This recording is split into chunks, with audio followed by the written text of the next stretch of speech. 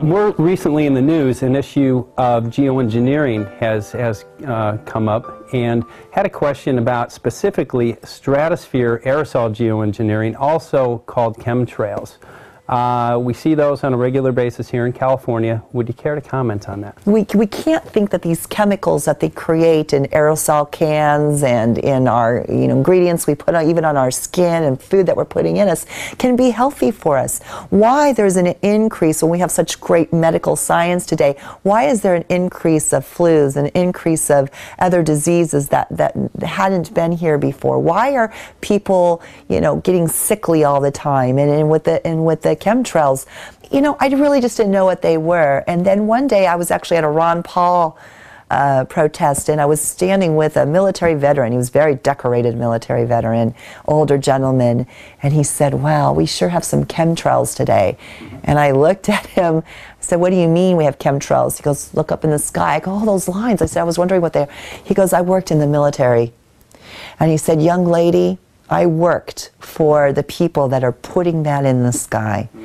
Now, I'm not going to argue with a decorated military, war veteran here. So I asked him a few questions, and he said, "Young lady, go home and do your research, and just know that this is not healthy for you." I don't know why. Why? These are questions that you and we the people, need to be asking. Why? Is there something malicious that is happening, or is it benign? I mean, what? But why aren't we having any answers, and why aren't people talking about it? Obviously, we can't look up to the sky and see these chalk, like looking lines. Some days they're there, some days the sky is blue. We can't keep overlooking that. We have to start asking questions.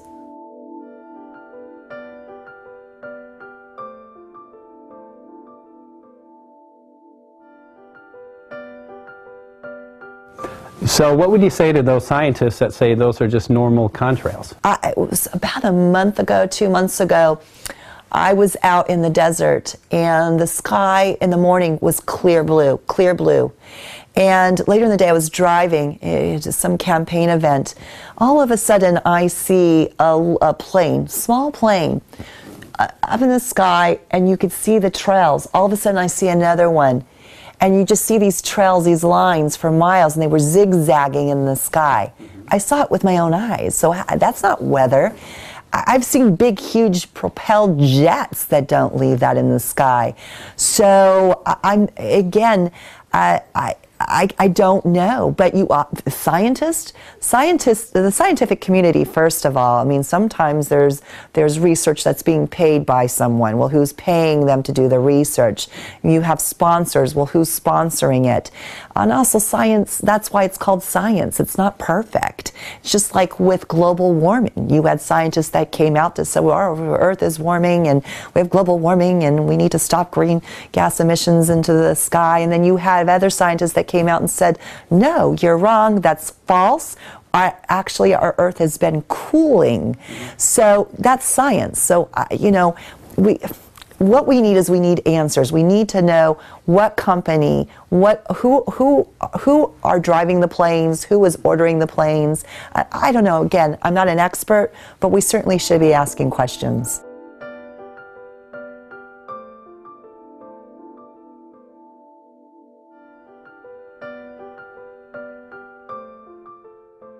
The environmentalists that are out there, how come they're not addressing that? Well, of course, because the special interests, the globalists, that's who that pays them their pockets to go out and be the activists that they claim to be.